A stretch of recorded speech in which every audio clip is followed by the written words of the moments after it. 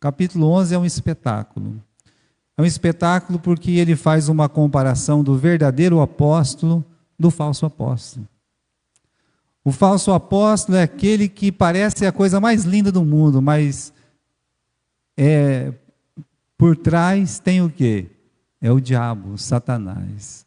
Conforme nós podemos ler aqui no capítulo 11, você pode conferir comigo, né? Ele diz assim no versículo 18: muitos se gloriam segundo a carne, eu também me gloriarei, né? Falando, olha, eles estão contando vantagem, né?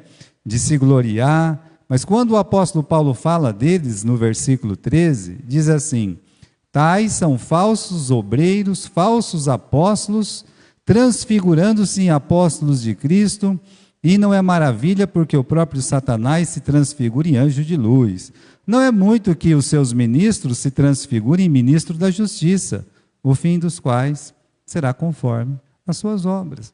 Então, ali na frente, meus irmãos, na frente dos irmãos, lá no púlpito, lá no meio da igreja, aqueles homens que se assenhoraram da igreja, ou pelo menos estavam querendo se assenhorar, pareciam ser os mais puros, eram os mais, sabe, assim, estudados, eram os, sabe, grandes apóstolos. Eles não eram nada, Paulo está dizendo, né?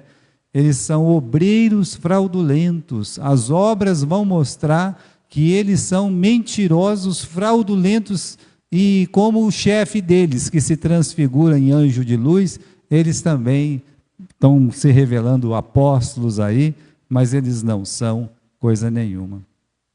E como é que é um verdadeiro apóstolo? O apóstolo Paulo diz, olha, eu vou me gloriar um pouco aqui. Quem é que vai se gloriar disso que o apóstolo Paulo se gloria, né? Aqui no capítulo 11, continuando, quando nós estávamos falando, ele diz assim, né? 23, são ministros de Cristo, falo como fora de mim, eu sou muito mais, em trabalhos mais, em açoites mais, em prisões mais, em perigo de morte muitas vezes. E aí, meus irmãos, ele solta aquela lista, sabe? Eles são ministros, eu sou muito mais. Apanharam alguma vez? Eu muito mais, né? Em açoites, em prisões, 3 vezes fui açoitado, naufragou, andou nu, passou fome. Ele passa aquela lista enorme, né? Isso, meus irmãos, era as marcas do seu ministério, as marcas que ele carregava no seu corpo, né? Do ministério que Deus deu para ele, e ele está lá, né? Honrando o ministério do Senhor. Mas aí ele vai falar aqui no final, né? Ele usa o versículo 30, ele fala, eu vou me gloriar das minhas fraquezas, né? Um homem que desce no mais baixo, sobe no mais alto, é bem capaz que quem desce no mais baixo e sobe no mais alto, se orgulha muito, se ensoberbece. Uma pessoa que Deus quebra e depois Deus levanta, é capaz que essa pessoa quebrada e levantada se torne um arrogante, uma pessoa soberba. Então, o que é que Deus vai fazer com o apóstolo Paulo aqui? Veja só, ele vai contar uma experiência que é única entre os apóstolos. Pelo menos não conhecemos nenhum outro ser humano, né, que passou por isso. Uma pessoa que sobe até o céu, a presença de Deus, e volta até a terra. Não tem uma experiência que pudesse ser mais impactante e que pudesse levar o homem a ter um conhecimento maior do que subir lá e ainda permanecer vivo aqui na terra. Então não tem uma experiência maior que essa. Ele poderia contar isso e acabou de dizer, olha, se alguém teve essa experiência, me conta. Vamos ver aqui quem que é melhor, quem que é maior, quem que pode mais. Então ele podia contar só essa grande experiência. Acontece, irmãos, que ele conta 2 experiências no meio dessa grande experiência. Ele conta uma que ele desce lá embaixo, conta a grande experiência e depois ele coloca a realidade que Deus o colocou com aquele espinho na carne, mostrando o quê? Ferido para não se não gloriar. Os falsos apóstolos, os falsos ministros, fraudulentos, Imagine se esses mentirosos de carteirinha dessas igrejas falsas tivessem mesmo experiências como o apóstolo Paulo teve de visões, de revelações.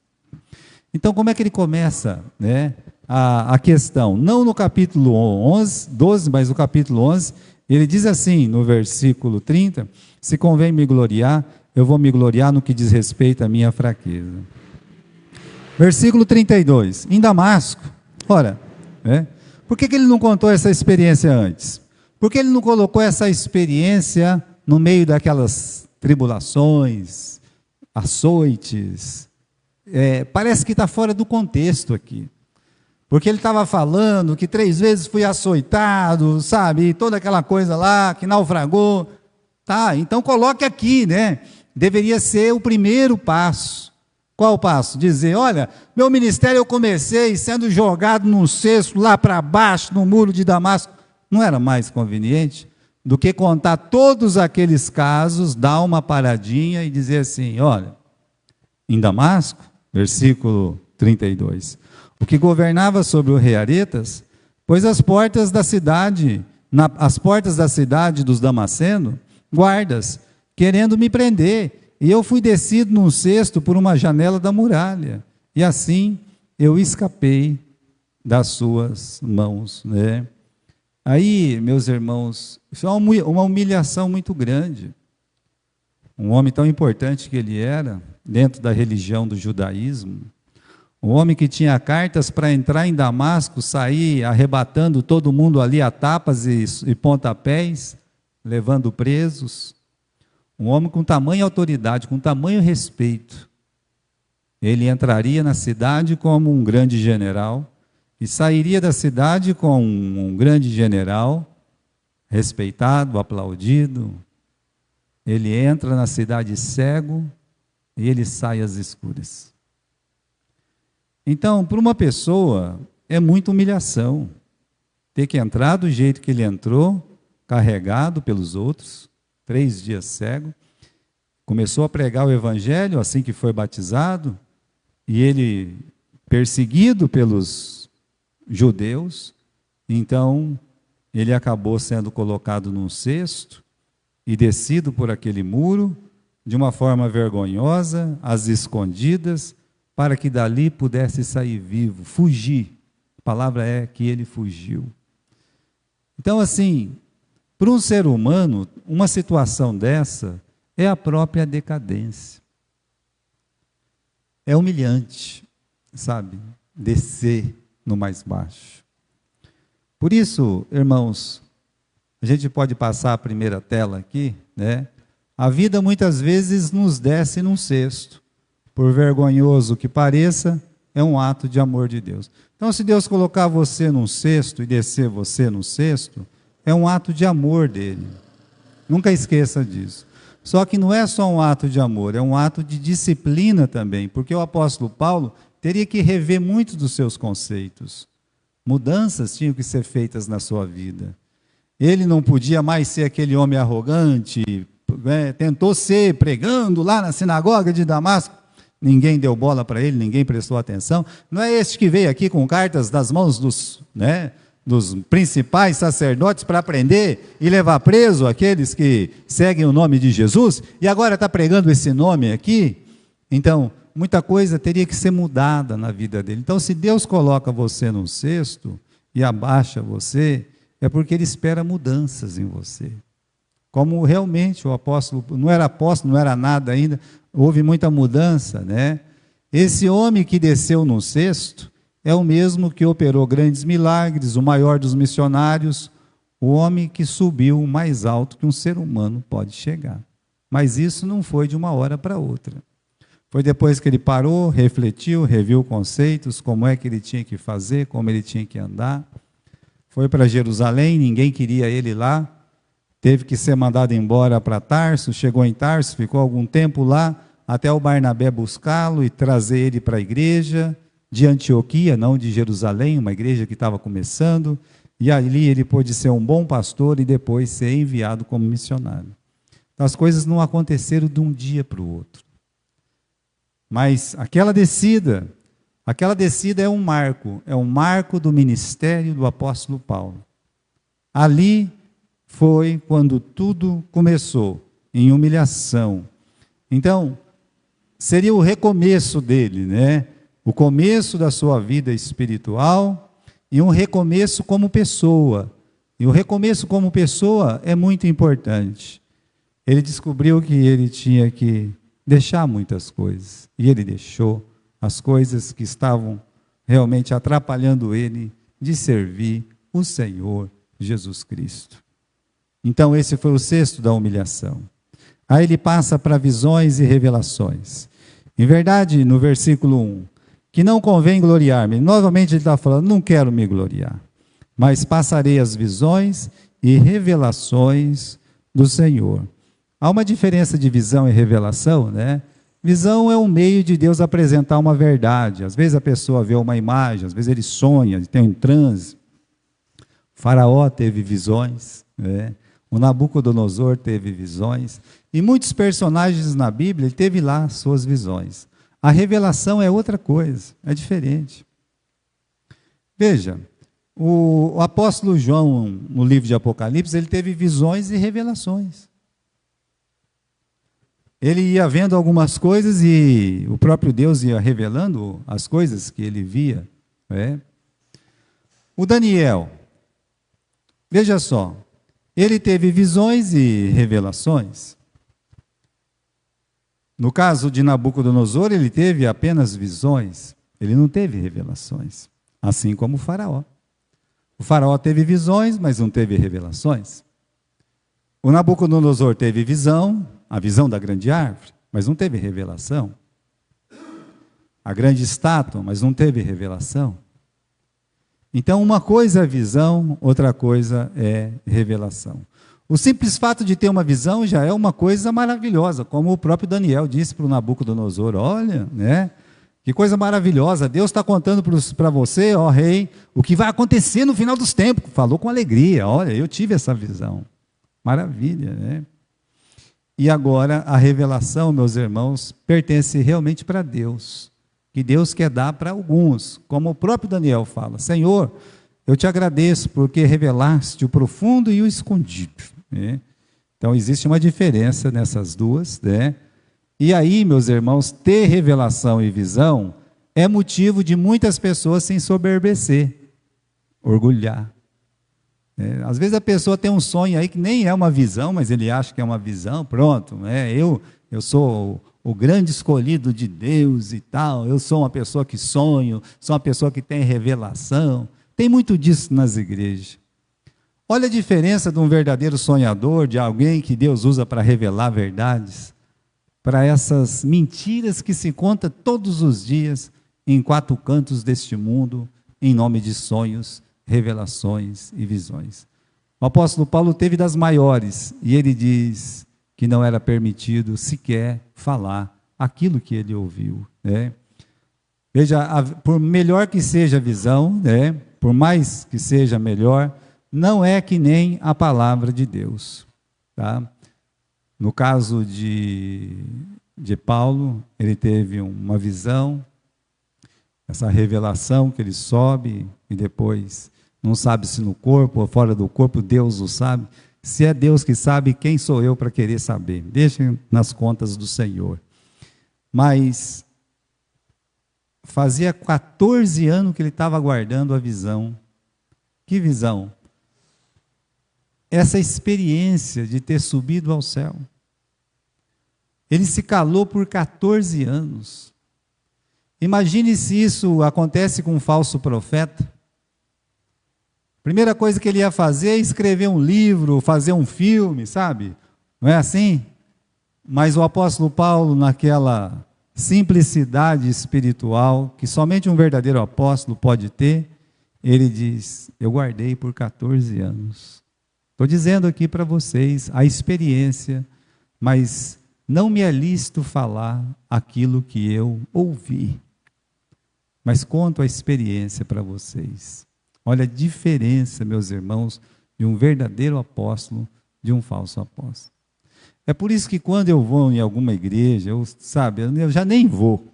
E eu nem sei como um batista de verdade, uma pessoa que conhece a Bíblia, que estuda a Bíblia, tem coragem de sentar e ficar ouvindo umas bobagens dessas e ainda comentar. Né? Por quê? A pessoa vai lá na frente, teve uma revelação, teve um sonho, teve não sei o quê, e papapá, fica contando com aquele papo todo que ela... A gente sabe muitas vezes que é uma mentira descabelada, né? Mas mesmo assim as pessoas estão lá glorificando em cima daquela mentira. Eu mesmo dessas experiências eu fujo, não gosto, não recomendo. Pessoa, fique com a Bíblia. Sabe por quê?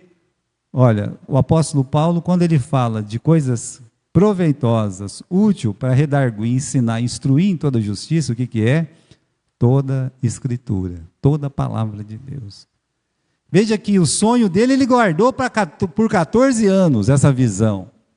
Só que lá em Atos capítulo 20, ele disse, eu nunca vos deixei, nem de noite, nem de dia, em casa, aí nos lares, na rua, né, de vos ensinar toda a verdade.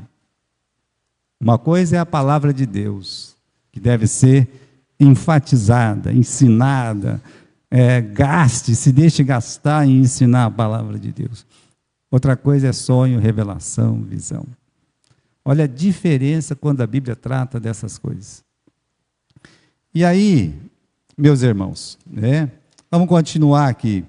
14 anos em silêncio, por isso que eu falei, né, que imagine alguém sendo arrebatado, levado ao paraíso, ouvir palavras indizíveis, né? Além das visões, que as coisas que ele viu lá, que a gente não consegue enxergar. Então, quando ele fala lá para os filipenses, olha, é muito melhor partir e estar com Cristo, ele fala com propriedade. Quando ele fala, eu prefiro morrer e estar com Jesus, ele fala a verdade. Por quê? Porque ele esteve lá. Nós não estivemos, mas ele teve. Ele sabia do que estava acontecendo. É muito melhor lá do que aqui. Você pode acreditar de alguém que esteve lá, né? Isso aconteceu pouco antes dele e Barnabé serem enviados como missionários, meus irmãos. Mesmo sendo missionário, ele se calou, ele omitiu, ele não se vangloriou. Será que um falso apóstolo, um falso pastor, ou obreiro fraudulento, numa visão dessa, olha, sabe, a festa que ele ia fazer. Vamos aqui no versículo 2. Eu conheço um homem em Cristo, não é um homem no homem, não é um homem na igreja, não, é um homem em Cristo, tá? Que há 14 anos, ou seja, esse silêncio guardado por 14 anos, se no corpo não sei, se fora do corpo não sei, Deus sabe, ele foi arrebatado ao terceiro céu. Então, irmãos, primeiro vou falar sobre o arrebatamento, por quê, né? O que é o arrebatamento? O significado no original é meio estranho. Vem de uma palavra harpazo, né, do grego. É o mesmo que raptar. Sabe? Raptou. A pessoa está lá na rua, para um carro rapidinho, pega a pessoa, põe dentro do carro, leva. Foi raptado. Muitas vezes acontece isso, né? Roubado, tirado pela força. Aquela ação rápida, decisiva, isso meus irmãos, o sentido de harpazo, sabe? Tem uma coisa aqui, tá? Eu cito 2 exemplos, né? Um da etimologia da palavra e outro de um exemplo do mundo animal, né? Por exemplo, a ação da águia. O que a águia faz? Ela vem e de repente ela bate assim na presa dela e ela rapta. Isso é um harpazo. Mas tem uma palavra muito usada pelos pescadores, principalmente pelos pescadores antigos, né? Eles usam uma palavra chamada arpão. Isso aí. Vem dessa palavra grega. O que é um arpão? O arpão é aquele anzol grande, né? Não é, Adão? O arpão, a pessoa joga lá na baleia, e faz o quê? E puxa, de repente. Para você ver o sentido de arrebatamento. Deus tirou ele foi arrebatado mesmo. Tá? É importante lembrar que ele foi arrebatado.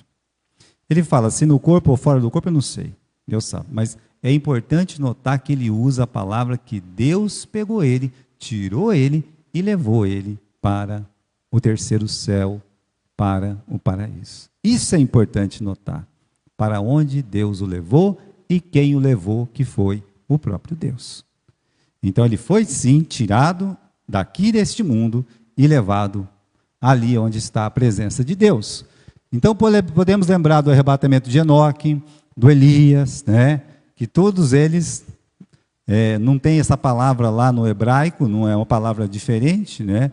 Mas o Novo Testamento identifica a palavra hebraica como raptar, tirar. Deus raptou o apóstolo Paulo. Veja só, arrebatado ao terceiro céu, né? O que é isso, pastor? Bom, vamos simplificar. É onde Deus habita, a morada celestial de Deus. O que é o terceiro céu?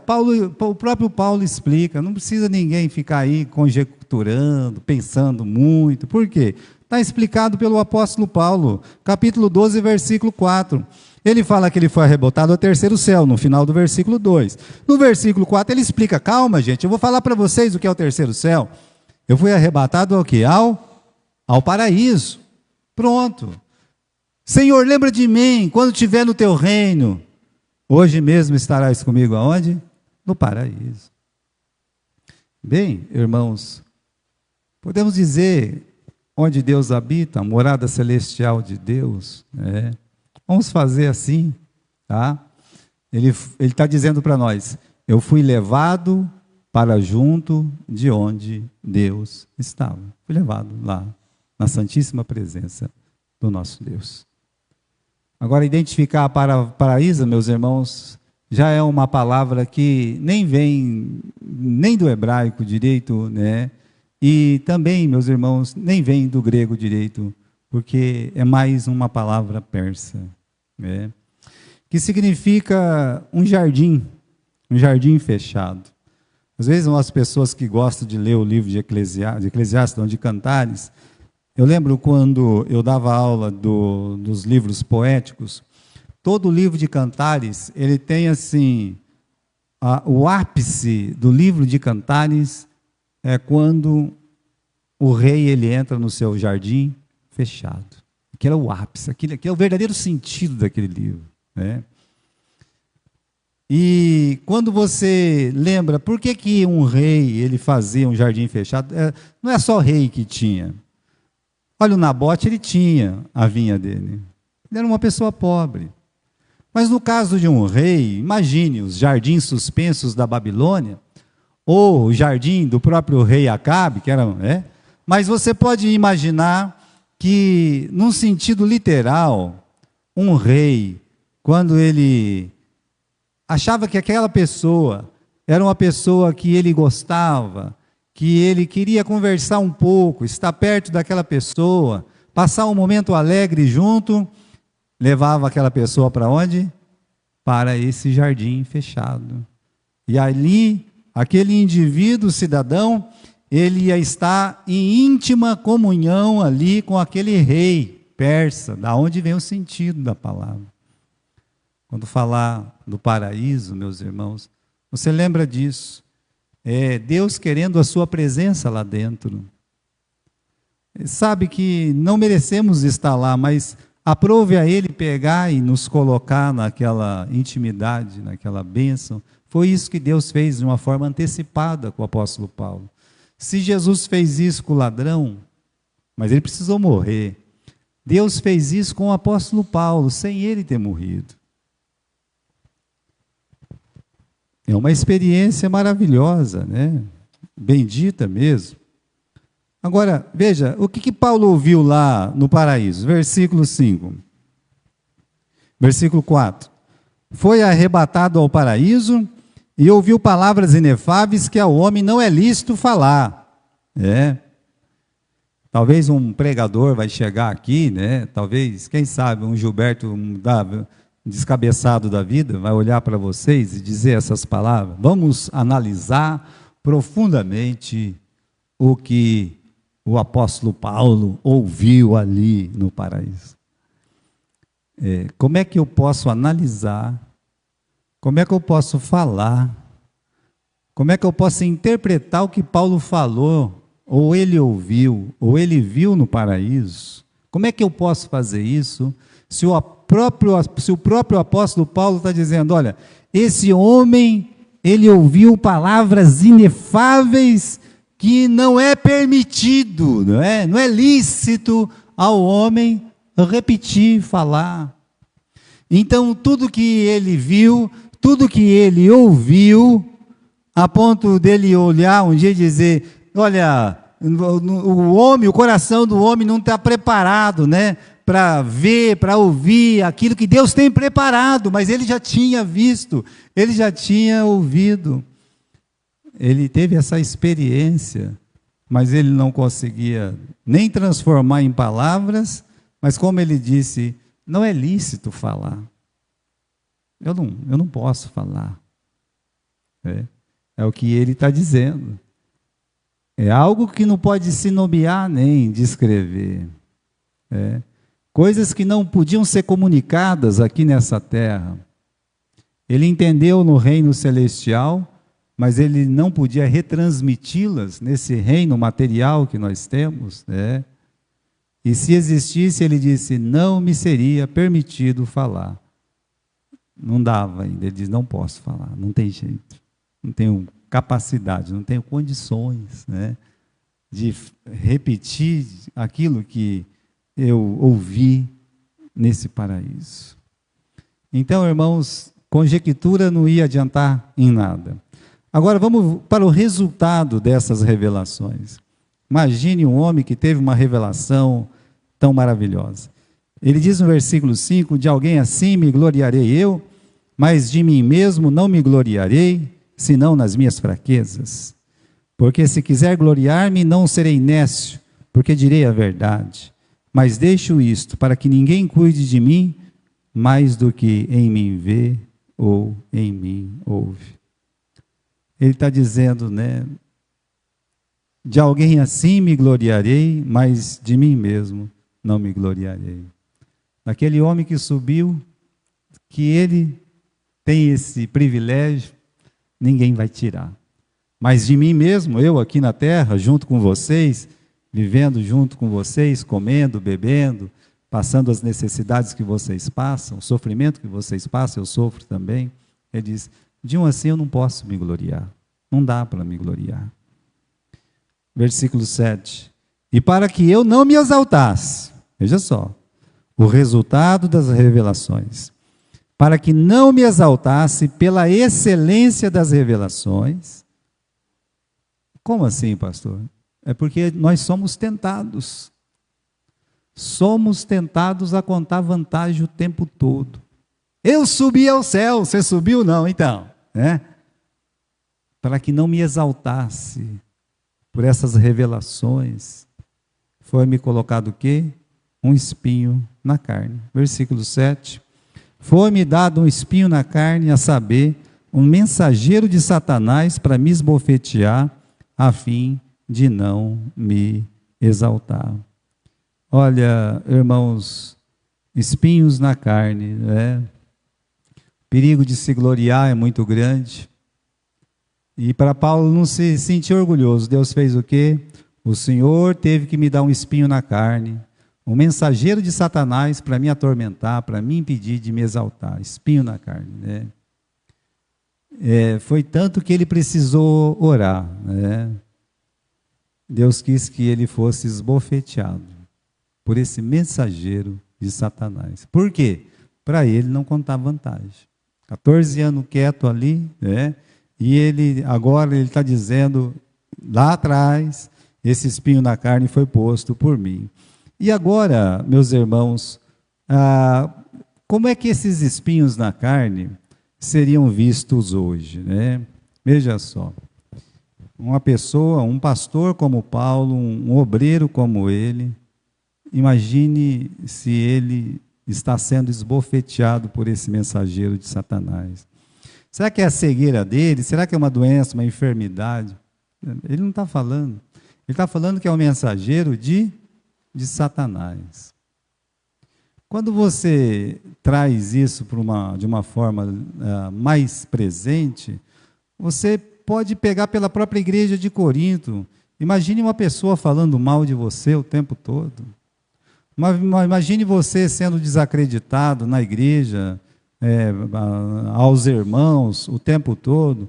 Imagine a sua obra ser colocada como uma obra fraca, pequena, irrelevante, que não está consagrada aos primeiros apóstolos lá atrás. Então tem coisa que dói mais do que uma cegueira, de que uma enfermidade. Quando a pessoa, ele está perdendo o nome dele aqui, sabe? Ele está perdendo, sabe, a credibilidade. Esse mensageiro de Satanás, pessoas que Satanás usa para desacreditar aqueles homens que trabalham fielmente a Deus, que lutam pela palavra de Deus. Satanás, ele sempre tem um mensageiro ou mensageiros de Satanás para querer esbofetear aquele obreiro, aquele homem de Deus. Então, irmãos, como é que esses espinhos seriam vistos hoje? Vamos dizer que os esbofeteadores têm sucesso. A pessoa está lá, tem um trabalho progressivo, forte, lá vem os esbofeteadores, desacredita a pessoa, humilha a pessoa às vezes ela nem fica na casa de Deus, sai, né? Precisa abrir um novo trabalho, coisas desse tipo, pronto, lá vem os amigos do Jó. A vida dessa pessoa está que nem caranguejo, está andando para trás, é assim que as pessoas falam, né? Por isso aqui, meus irmãos, já pensou se Paulo tivesse amigos como os de Jó? Iam falar o tempo todo, você deve ter cometido um pecado muito grande, hein, Paulo? Porque, olha, coisa está feia, hein? Sua obra aí não está legal, não. As igrejas que você organizou, muito pecado, né? Igreja de Corinto, essas igrejas aí, olha, os irmãos aí não estão nem te ajudando financeiramente, que era uma realidade também. Só a igreja de Filipenses ajudando ele. Então, era muita notícia ruim e negativa para os amigos de Jó sentar, ficar 7 dias falando, conta para nós o seu pecado aqui que a gente pode te ajudar. Tá certo. Felizmente Deus o defendeu, né? No caso de Jó. Para muitos, meus irmãos, provações é sinônimo de pecado. Ficar doente, abandonado, fracassar em empreita, tudo é visto por crentes de maus olhos, de uma forma muito negativa, né? Será que Deus não está pegando aquela pessoa, colocando no cesto para exaltar? Será que Deus não está colocando ali um espinho na carne para que ele não se glorie da obra que foi feita, né? Então, isso aconteceu com o apóstolo Paulo. É uma realidade missionária do apóstolo Paulo. Então, tem muito espinho que vem de dentro. Paulo fala das coisas externas, mas ele fala das coisas internas, né? Então, nada comparado a quê? A dor de ser ferido na casa de amigos, como aconteceu com Jó, né? No lugar onde você investe sua vida, trabalhou com amor, se sacrificou. E aí o que acontece? Esses amigos, eles se voltam contra ele, né? E estão o tempo todo tentando espetar ele como se fosse uma vantagem. Mal sabendo eles o quê? Que o Jó, ele foi o olho dos cegos. Ele foi a ajuda, carregando viúvas, abençoando a vida de jovens. Lembra que ele faz esse inventário no capítulo 31? Destruir o Jó era destruir todo esse trabalho, mas Satanás tentou fazer isso aí, né? Então, como esses espinhos na carne do apóstolo Paulo seriam vistos hoje? E como Paulo, meus irmãos, reagiu a esses espinhos? Vamos ver a origem dos espinhos. Deus, uma origem divina, tá? E também, meus irmãos, satânica pela sua atuação.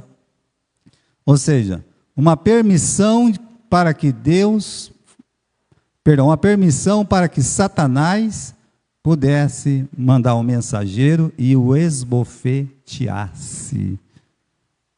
Você tem nessa passagem, em grau bem menor, é claro, o que aconteceu com Jó, tá?